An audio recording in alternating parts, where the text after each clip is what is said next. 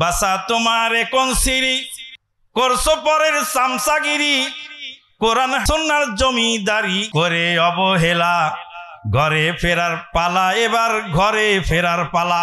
কাকরাইলের মসজিদে রাত্রি যাপন করা আমানুল্লাহ আমি, তুরাগ নদীর পারে গাঁটটি নিয়ে বসে থাকা আমানুল্লাহ আমি, মাওলানা দেলোয়ার সাইদির মাহফিল পাহারা দেওয়া আমানুল্লাহ আমি। মোহতারাম আমিরে জামাতের বইটা যখন পড়লাম সমাজ বিপ্লবের ধারা 1986 সালে রানীবাজারে এই বক্তব্য মোহতারাম আমিরে জামাতের উদ্বোধনী ভাষণ সমাজ বিপ্লবের ধারা। ছন্দ পতন হয়েছে যুবক, আহলে হাদিস আন্দোলন ষড়যন্ত্রের কবলে পড়ে নাই, যুবক তুমি ষড়যন্ত্রের কবলে পড়েছো, ফিরে আসো। আহলে হাদিস আন্দোলন বাংলাদেশ, আসুন পবিত্র কুরআন ও সহিহ হাদিসের আলোকে জীবন গড়ি। ঘরের ছেলে ঘরে ফেরো, ঘরে ফেরার পালা এবার ঘরে ফেরার পালা।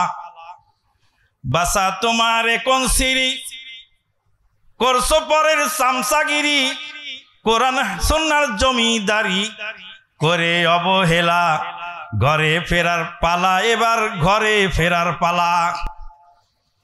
তাই হচ্ছে আপনার ঘরে আপনি ফিরে গেছেন আর আমার ঘরে আমি আসি, আমিও আমার ঘরে ফিরে আসছি।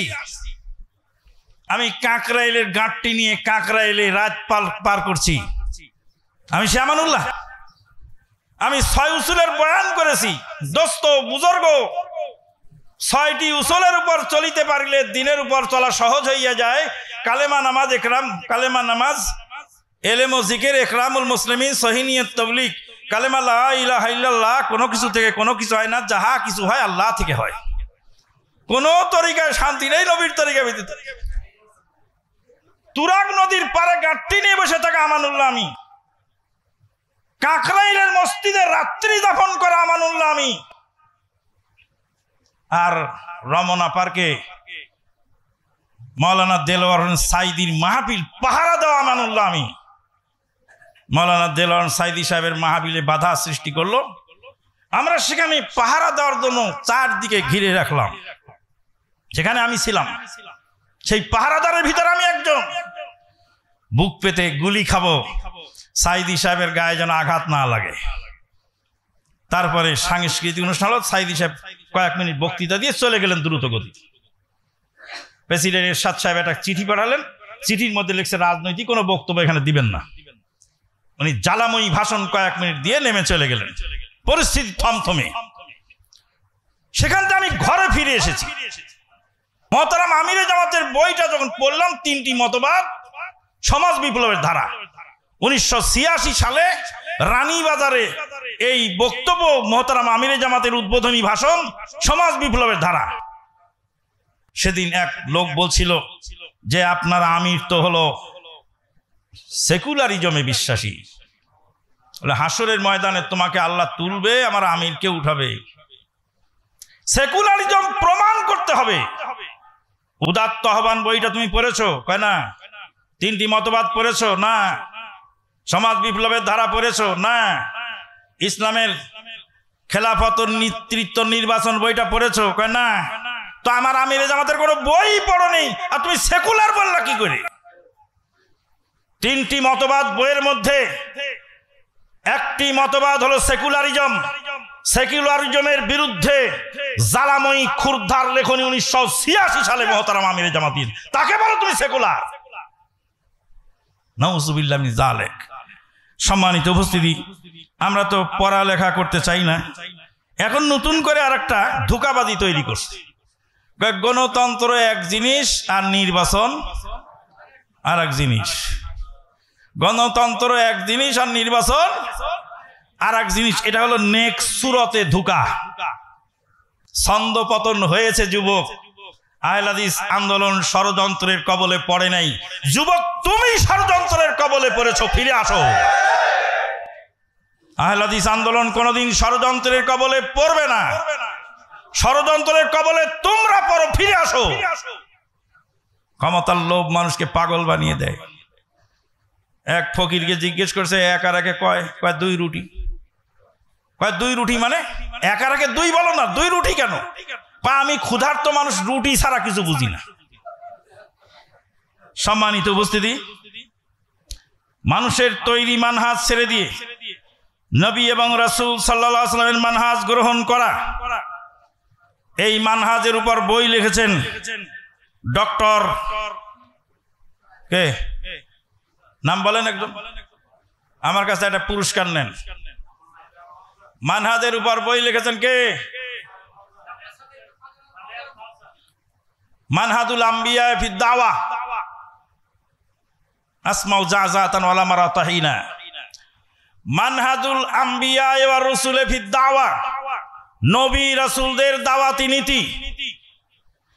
বই লিখেছেন ক্ষণজন্মা মহাপুরুষ ডক্টর রবি বিন হাদি বিন উমাইর আল মাদখালি রাহিমাহুল্লাহ, যিনি কিছুদিন পূর্বে পৃথিবী থেকে বিদায় হলেন, যারই নাম অনুযায়ী আমাদেরকে মাদখালি বলে গালি দেওয়া হচ্ছে। দেখবেন মাদখালি বলা হয়। মুহাম্মদ বিন আব্দুল ওয়াহাব নজদি রাহিমাহুল্লাহর নাম অনুযায়ী ওহাবি বলা হয়। বেদাতিরা আমাদেরকে ওহাবি বলে।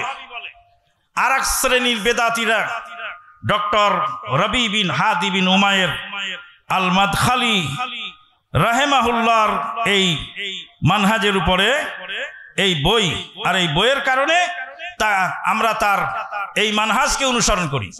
নবী এবং রাসূলের মানহাজ। নবী সাল্লাল্লাহু আলাইহি ওয়াসাল্লামকে ক্ষমতায় দেওয়া হলো মক্কায়, আর বলা হলো মক্কার নেতৃত্ব চাও তোমাকে দেওয়া হবে। ক্ষমতা দখল করে মানুষকে পিটিয়ে আইন দিয়ে যদি মানুষকে ভালো বানানো যেত, তাহলে নবী সাল্লাল্লাহু আলাইহি ওয়াসাল্লাম সেদিন আবু জাহেলের, আবু লাহাবের এই প্রস্তাব গ্রহণ করে মক্কায় দাওয়াত বন্ধ করে তিনি ক্ষমতা দিয়ে লাঠি পিটিয়ে মানুষকে সোজা করতেন। লাঠি পিটিয়ে মানুষকে সোজা করা তো দূরের কথা, ছাগলকেও সোজা করা যায়। ছাগলকে যত টানবেন ছাগল তত ব্রেক মারবে। ছাগলকে জোরে টান দিবেন, টাইট করে ব্রেক মারবে। হ্যাঁচড়াতে হ্যাঁচড়াতে চলে যাবে, পরে ব্রেক আবার নতুন করে লাগাবে। ছাগলকে ছেড়ে দিয়ে পিঠ হাতাবেন, একাই চলবে। এই জন্য নবী রাসূলদেরকে আল্লাহ পাক ছাগল চড়িয়ে নিয়েছে, যে ছাগল চড়ায় তালিম হাসিল করো। মানুষকে লাঠি পিটিয়ে আইন দিয়ে মানুষকে দমন করা যায় না। যদি আইন দিয়ে সব কাজ হতো, এদেশে যৌতুক বিরোধী আইন আছে, যৌতুক বন্ধ হতো। আইন দিয়ে যদি সবকিছু হতো, এদেশে প্রকাশ্য ধূমপান বিরোধী আইন আছে। সেদিন এক ধূমপায়ীকে বললাম সিগারেটটা ফেলে দাও, বলছে আমি এই গাড়িতেই যাব না।